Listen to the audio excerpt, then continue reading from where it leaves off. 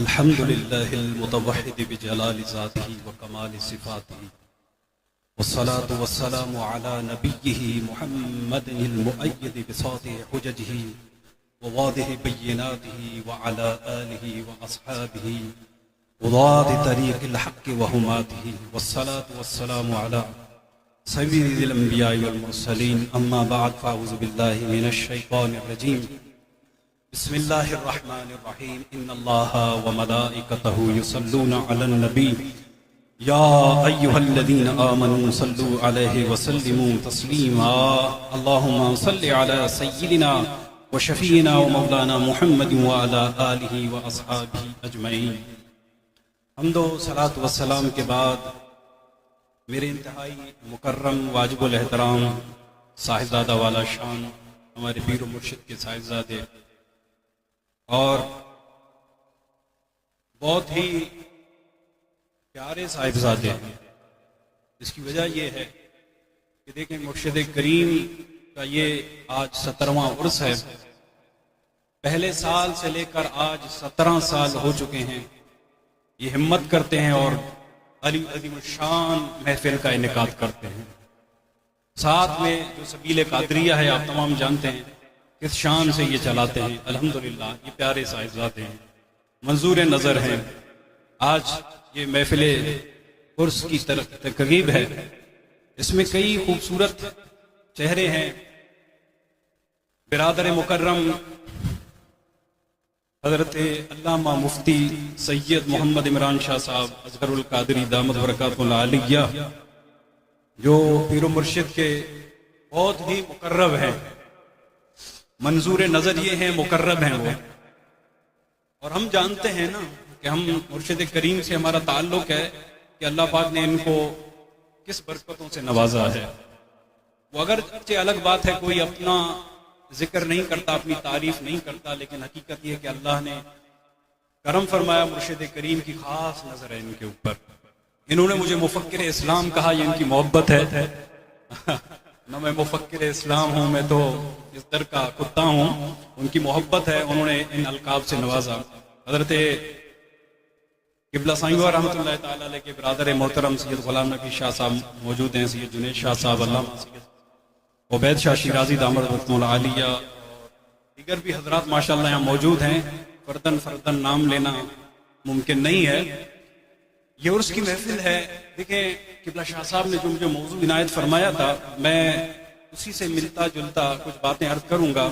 میری تقریر دیکھیں، اللہ نے بنی نوع انسانیت کی ہدایت کے لیے اپنے نبی مبعوث فرمائے. آپ جانتے ہیں حضرت آدم علیہ السلام سے لے کر آقا دو عالم صلی اللہ علیہ وآلہ وسلم تک انبیاء تشریف لائے. انبیاء کا سلسلہ خاتم النبیین سرور دو عالم صلی اللہ علیہ وسلم پر نبوت کا سلسلہ بند ہوا. حضور خاتم النبیین ہیں. حضور کے بعد اب کسی نبی نے نہیں آنا ہے. اس دین، یہ دین قیامت تک چلنا تھا. اسلام دین اس قیامت تک چلنا تھا. اس دین کو آگے پھیلایا نبی کریم صلی اللہ علیہ وآلہ وسلم کے صحابہ و اہل بیت نے. صحابہ و اہل بیت کے بعد تابعین کرام نے اس دین کو پھیلایا. پھر تبع تابعین نے، اس کے بعد اولیاء کاملین، صوفیاء کاملین اور علماء و ائمہ نے یہ دین پھیلایا، اور آج تک یہ دین کا سلسلہ چل رہا ہے. یاد رکھیے، دین ہم تک پہنچا ہے، پوری دنیا میں یہ اسلام پہنچا ہے، یہ علماء کی برکت ہے، یہ اولیاء کی برکت ہے. کیوں؟ صحابہ کرام میں سے، رسول پاک صلی اللہ علیہ وسلم کے صحابہ کرام میں سے سب سے آخری صحابی کا وصال ہوتا ہے با اختلاف روایت سن 110 ہجری. آپ سارے حضرات یہاں موجود ہیں، آپ جانتے ہیں آج اسلامی کون سی تاریخ ہے یا کون سا سن ہے؟ کس کو پتا ہے؟ ہاتھ کھڑا کر دیں. آج کون سا سن ہجری ہے؟ 1400 ایک سال اور بڑھا دیں. ماشاءاللہ خزیمہ نے ماشاءاللہ، یہ بھی سائیں بابا کی کرامت ہے. طارق بھائی اگر نہیں مانتے ہیں بہت یہ بڑا قصہ ہے. میں سید عمران شاہ صاحب دم کرنے جاتے تھے اسپتال. جب ڈاکٹروں نے کہا پتہ نہیں، سارے بھائی یہاں بیٹھے ہیں، دیکھیں آج ماشاءاللہ یہ موجود ہے، یہ سائیں وہی کرامت ہے. تو میں عرض کر رہا تھا یہ 1446 ہجری 1446 ہجری نبی کریم صلی اللہ علیہ وسلم نے ہجرت فرمائی. 1446 سال گزر گئے. صحابہ کرام نے جو دین پھیلایا، 110 ہجری میں تو صحابی کا وصال ہو جاتا ہے، اس کے بعد صحابہ ختم دنیا سے. دین کس نے آگے پھیلایا؟ پھر اس کے بعد تابعین کا دور آتا ہے. سن 170 ہجری میں اختلاف روایت آخری تابعین کا دور ہے. 170 ہجری میں آخری تابعی بھی دنیا سے چلا جاتا ہے. اس کے بعد تابعین کا دور آتا ہے. با اختلاف روایت سن 220 ہجری سن 220 ہجری میں تابعین بھی اس دنیا سے چلے جاتے ہیں. پوری دنیا میں اب نہ کوئی صحابی ہے، نہ تابعی ہے، نہ تابعی ہے. آج 1446 ہجری ہے اور سوا 1200 سال گزرنے کے بعد آج اس گلشن حدیث کے قرب میں یہاں بھی دین رسول اللہ بیان ہو رہا ہے. یہ ساری برکتیں اولیاء کرام کی. سن 220 ہجری کے بعد اگر پوری دنیا میں دین پھیلایا ہے تو ان اللہ کے ولیوں نے، ان علماء نے پوری دنیا میں، چاہے وہ افریقہ کی سرزمین ہو، چاہے وہ بغداد کی سرزمین ہو، چاہے وہ یورپ کی سرزمین ہو، چاہے وہ اسپین کی سرزمین ہو، پوری دنیا میں، یعنی دنیا کے ایک کنارے سے لے کر دنیا کے شرق و غرب سے، مغرب سے مشرق تک تمام دین پھیلایا ہے. تو یہ علماء نے، یہ اولیاء نے یہ دین ہم تک پھیلایا. یہ علماء کرام، اولیاء کرام کی برکتیں ہیں جو دین آج ہم تک پھیلا ہے، دین آج ہم تک پہنچا ہے. تو جن کے صدقے میں ہمیں دین ملا، ان ولیوں کے صدقے، کیا آج ہم کسی ایک بد مذہب، ایک کالے کی وجہ سے ہم دین اللہ کے ولیوں کا منکر ہو جائیں، ان کی کرامتوں کا منکر ہو جائیں؟ ایسا نہیں ہو سکتا ہے. دیکھیں لوگ آج ایسا وقت آ چکا ہے جو ولیوں کی شان کے منکر ہیں، ولیوں کی کرامتوں کے منکر ہیں. آپ سوشل میڈیا استعمال کرتے ہیں، موبائل فون پہ کوئی کلپ آ جاتا ہے بھی اولیاء کرام کی کرامتیں ہیں، تو آپ جو ہے نا آج کوئی ولی کرامت کیوں نہیں دکھاتا ہے؟ کیوں ویڈیو کے اندر یا کیمرے کے اندر ولی کی کرامت نظر کیوں نہیں آتی ہے؟ یہ کہتے ہیں لوگ، ارے بھائی اللہ سبحانہ و تعالی جس کو ہدایت دیتا ہے تو وہ بغیر کرامت کے بن دے کے بھی ایمان لاتا ہے. آپ سمجھتے ہیں میری بات؟ دیکھیے اللہ کے ولی کی کرامت سب سے بڑی کرامت ہوتی ہے الاستقامت فوق الکرامت، تقوی و پرہیزگاری اللہ کے ولیوں کی، تقوی و پرہیزگاری. ان اولیاء کرام کی برکتیں آپ دیکھیے. مسلم شریف کی حدیث ہے، نبی کریم صلی اللہ علیہ وآلہ وسلم فرماتے ہیں، حضور نے اپنے صحابہ سے فرمایا کہ ایک زمانہ آئے گا، صحابہ سے فرمایا ایک زمانہ آئے گا کہ لوگ جہاد کے لیے نکلیں گے، لوگ جہاد کے لیے نکلیں گے تو ان کو فتح نصیب نہیں ہوگی. تو وہ دیکھتے ہیں، وہ مجاہدین دیکھیں گے، تم تلاش کرو، یعنی حضور کے قرب کا زمانہ ہے یہ. حضور فرماتے ہیں، یہ مسلم شریف کی حدیث صحیح سند، حضور فرماتے ہیں پھر وہ آپس میں کہیں گے کہ تم میں سے دیکھو کوئی صحابی رسول اس محفل میں، اس مجلس میں، اس مجاہدین میں کوئی صحابی رسول ہے؟ تو وہ دیکھتے ہیں، تلاش کرتے ہیں، تو ان میں ایک صحابی رسول ہوتا ہے، ایک صحابی رسول ہوتا ہے. تو حدیث میں کہیں نہیں آتا ہے کہ وہ صحابی رسول تلوار اٹھاتے ہیں اور پوری جو ہے نا پورے اپنے لشکر کے جاؤ جلال کے ساتھ پورے کفار کو ملیا میٹ کرتے ہیں. نہیں نہیں نہیں، حضور فرماتے ہیں جب وہ دیکھتے ہیں ایک صحابی رسول ان کے اندر ہے تو حضور علیہ الصلوۃ والسلام کے صحابی کی برکت حضور خود فرماتے ہیں فَيُفْتَحُ لَهُمْ بِهِ. تو اللہ تعالیٰ جب وہ قوم صحابی رسول کو دیکھتی ہے، وہ مجاہدین دیکھتے ہیں، تو اللہ پاک کی خاص کرم ان پہ کرم نوازی ہوتی ہے. اس صحابی رسول کے صدقے میں اللہ تعالیٰ مجاہدین کو فتح نصیب عطا فرماتا ہے. اس کے صدقے میں وہ کوئی جنگ نہیں کرتا. صرف ان کی برکت میں بتانا چاہتا ہوں کہ اللہ والوں کی برکتیں کیا ہیں. پھر حضور فرماتے ہیں اس کے بعد ایک زمانہ آئے گا، ایک زمانہ ایسا آئے گا کہ جنگ کے لیے مجاہدین جائیں گے، جنگ کے میدان میں مجاہدین جب دیکھیں گے جنگ لڑ رہے ہیں اور شکست کا عالم ہوتا ہے، تو مجاہدین کہتے ہیں تم دیکھو کوئی تم میں ایسا ہے جس نے رسول اللہ کے صحابی کو دیکھا ہے. ایسا کوئی شخص ہے؟ وہ مجاہدین تلاش کریں گے تو پا لیں گے، اس کے اندر ایک شخص پائیں گے کہ جنہوں نے صحابی کا دیدار کیا تھا، یعنی تابعی. پھر اللہ کے رسول فرماتے ہیں یفتح لہم بھی، پھر اس تابعی کی برکت سے اللہ تعالیٰ مجاہدین کو فتح نصیب عطا فرماتا ہے. پھر حضور فرماتے ہیں پھر ایک ایسا زمانہ آئے گا کہ حضور علیہ السلام فرماتے ہیں کہ مجاہدین جب جہاد کے لیے نکلیں گے تو وہاں ایک کیفیت ایسے ہوگی، وہ قوم بھی یہی کہے گی تم تلاش کرو کہ تم میں کوئی ایسا شخص ہے جس نے نبی کے صحابی کے دیکھنے والے کو دیکھا ہے، تو وہ کہیں گے ہاں تبع تابعی اس میں موجود ہے. حضور فرماتے ہیں اس کی برکت میں یفتح فیفتح لہم بھی، اس کی برکت سے اللہ ان کو فتح نصیب فرما دے گا. تو برکتیں، میں کہنے کا مقصد یہ تھا کہ دیکھیں صحابی کی برکت کیا تھی. وہ جنگ میں تھے، جنگ جیت گئے. تابعی جنگ میں موجود تھا، جنگ جیت گئے. تبع تابعی جنگ میں موجود تھا، جنگ جیت گئے. دیکھیں اس میں ایک سوال پیدا ہو سکتا ہے. سوال یہ پیدا ہوتا ہے کہ ارے بظاہر تو صحابہ کرام جنگ احد میں موجود تھے، ایک نہیں خود رسول پاک صلی اللہ علیہ وسلم موجود تھے. وہاں تو بظاہر جنگ احد جو ہے نا میں مسلمانوں کو شکست ہوئی تھی. نہیں مسلمانوں کو شکست تو نہیں ہوئی تھی، لیکن ایک سوال پیدا ہوتا ہے. دیکھیں اللہ کی شان یہ دیکھیے، حضور علیہ الصلوۃ والسلام کے دور میں، نبی کریم صلی اللہ علیہ وسلم کے دور میں دو بندوں نے اعلان یعنی نبوت کا جھوٹا دعویٰ کیا تھا.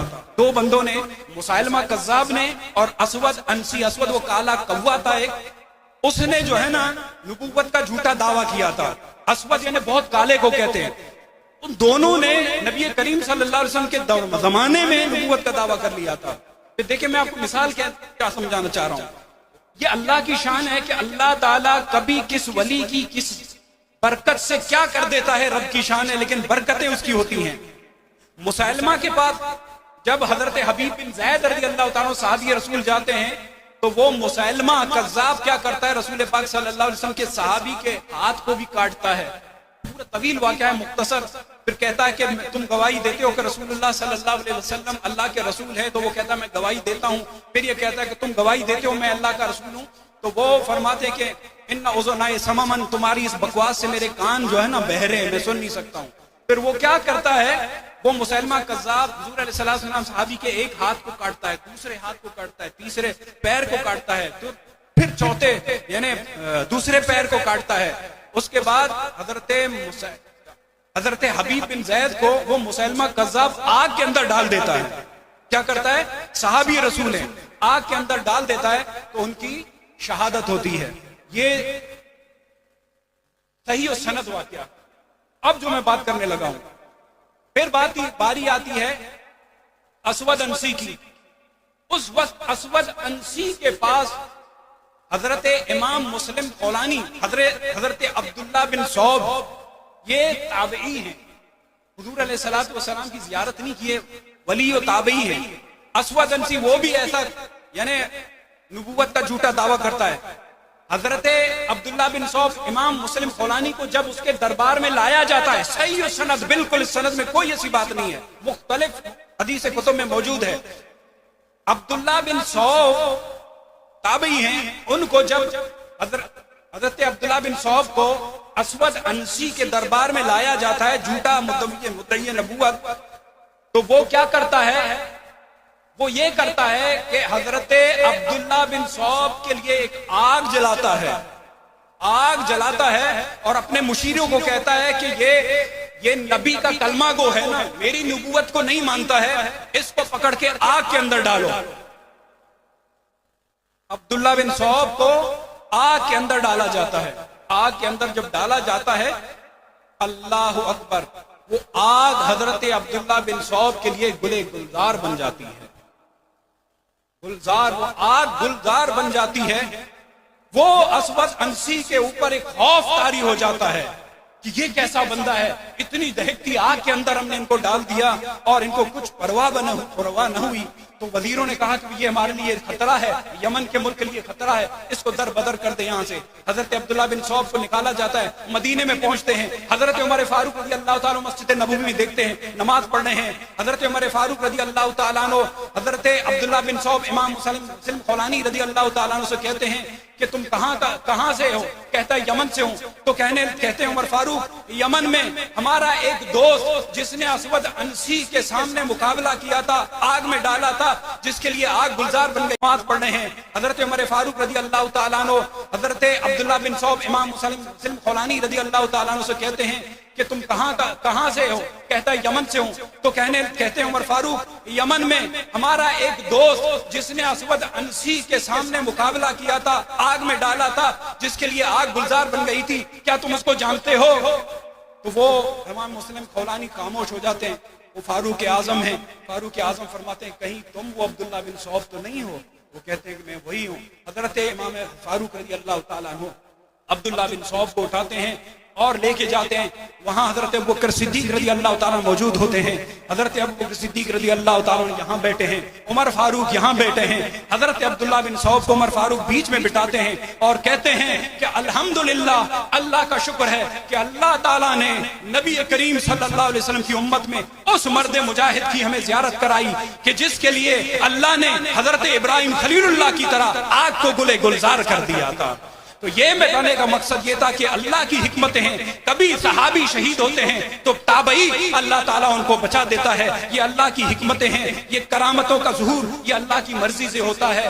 ولی جب چاہتے ہیں اللہ تعالیٰ ان پہ کرم فرماتا ہے، اپنی کرامتوں کا ظہور کرتا ہے۔ ہمارے ایک دوست ہیں اعظم دباغ القادری، وہ کہتے ہیں بہت اچھی بات کہتے ہیں کہ کرامت دکھانا کسی کو، یہ بھی کرامت دکھائی جاتی ہے تو نصیب والوں کو دکھائی جاتی ہے۔ ارے بد نصیبوں کو تو اللہ کے ولی اپنی کرامت دکھاتے بھی نہیں ہیں۔ جو بد نصیب ہیں ان کے نصیب میں کرامتیں ہی نہیں ہیں، نصیب والوں کو یہ کرامتیں نصیب ہوتی ہیں۔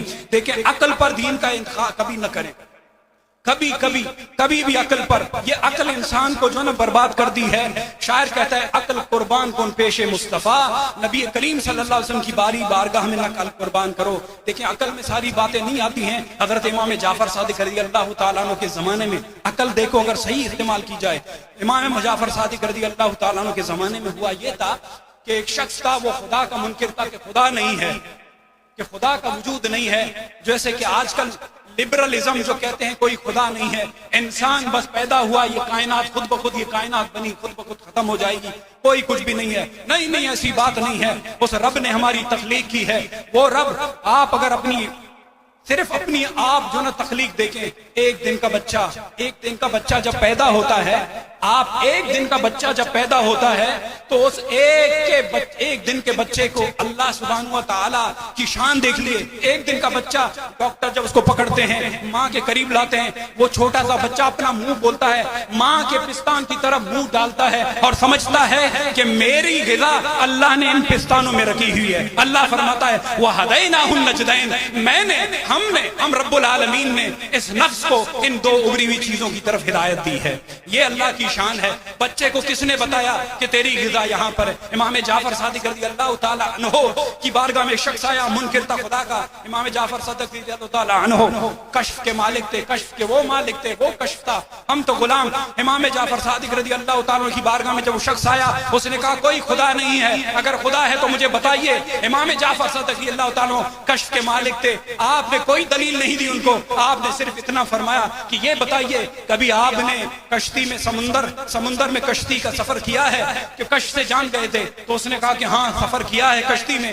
آپ لوگوں نے بھی کبھی جہاز میں سفر کیا ہوگا، کبھی جو ہے نا ایسی کیفیت آپ کے ساتھ بھی ہوئی ہوگی، ہمارے ساتھ بھی ہوئی ہے۔ امام جعفر صادق نے فرمایا کبھی آپ نے سمندر میں سفر کیا ہے؟ کہنے لگا ہاں کیا ہے۔ فرمایا کبھی طوفان آیا تھا؟ کہا آیا تھا۔ فرمایا کبھی طوفان کے بعد جہاز یعنی کشتی ختم ٹوٹ کا شکار ہو چکی ہے؟ تو کہا ہو چکی ہے۔ تو امام جعفر صادق نے فرمایا کہ جس وقت آپ کے ساتھ یہ معاملہ ہوا، کشتی ڈوب گئی، طوفان آیا، ایک لکڑی کا پٹا تھا، اس کو بھی آپ نے پکڑا؟ کہا ہاں۔ اس کے بعد کیا ہوا؟ کہنے لگا وہ لکڑی کا پٹا بھی مجھ سے جدا ہو گیا۔ اس کے بعد امام جعفر صادق نے فرمایا کہ جب وہ لکڑی کا پٹا آپ سے جدا ہو گیا تھا، اس وقت آپ جس عالم میں تھے، اس وقت آپ نے کس کو پکارا تھا؟ وہ اسی وقت جو ہے نا ایمان لایا کہ وہی رب العالمین ہے، وہی خدا ہے۔ آپ خود اندازہ کیجئے جب آپ کے ساتھ ایسی کیفیت ہوتی ہے، جب آپ کسی موت کے دہانے میں آتے ہیں تو اس وقت یاد کس کی آتی ہے؟ اسی رب العالمین کی یاد آتی ہے، یا رب العالمین بچا لے، یا رب العالمین بچا لے۔ یہ فطری ہے، اللہ تعالیٰ بندے کے دل میں اپنی تڑپ، اپنی یاد ڈال دیتا ہے، یہ رب العالمین ہے۔ اسی رب نے یہ کائنات بنایا، اسی رب نے نبی بھیجے، رسول بھیجے، اولیاء بھیجے۔ اللہ پاک نے عالم ازل میں، یعنی جب روحوں کو اللہ نے تخلیق کیا تھا نا، ہم سب کی روحوں کو آدم علیہ السلام کی پشت میں، روایت آتی ہے، بزرگان دین کہتے ہیں اللہ نے اس دن ازل میں جن روحوں کو سب سے زیادہ پاک دیکھا،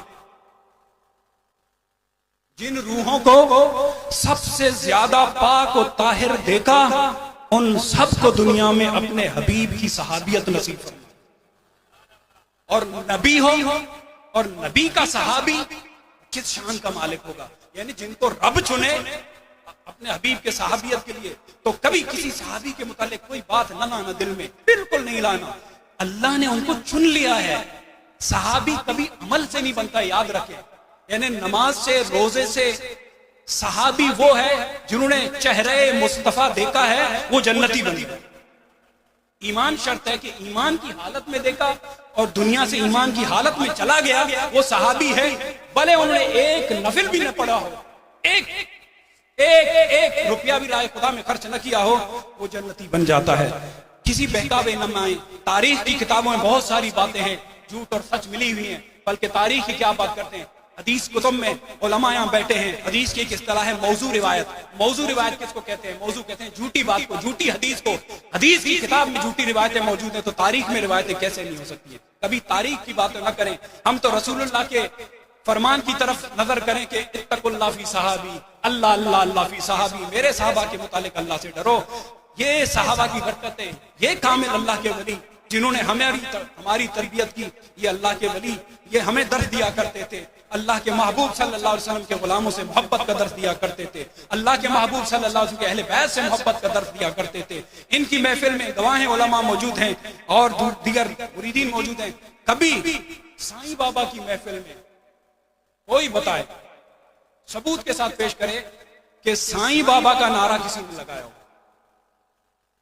کوئی بھی مرید، یا کوئی مرید نہیں، مرید تو محبت میں اندھا ہوتا ہے نا، لیکن ہم اندھے نہیں ہیں الحمدللہ۔ اللہ پاک نے اندھے سے مراد یہ ہے کہ ہم مبالغہ آرائی نہیں کریں، مبالغہ آرائی نہیں کریں گے۔ سائیں بابا کی یہ عاجزی تھی، یعنی کبھی وہ کہتے تھے کہ اگر نعرہ لگانا ہے دو باتیں، جیسے قبلہ شاہ صاحب نے فرمایا غوث پاک کا نعرہ لگاؤ یا میرے مصطفیٰ کریم کا نعرہ لگاؤ۔ اور میں بھی کبھی بیان کرتا تھا سبزی منڈی میں، تو وہاں کبھی میں دیوبندی وہابی شیعوں کے پیچھے پڑتا تھا، کہتے یار چھوڑو ان چکروں کو، اللہ اس کے رسول کی عشق کی باتیں کرو۔ ان کے نصیب میں اگر ہدایت تو اللہ ہدایت دے دے گا، اگر ان کے نصیب میں ہدایت نہیں ہے تو کہاں راستے میں آئیں گے؟ تو بات ہے عشق و محبت کی اللہ کے ولیوں سے۔ تو یہ کسی سوشل میڈیا کے کسی مولوی یا کسی جو ہے نا نئے جو جدت پسندوں کی باتوں میں آپ نہ آئیں۔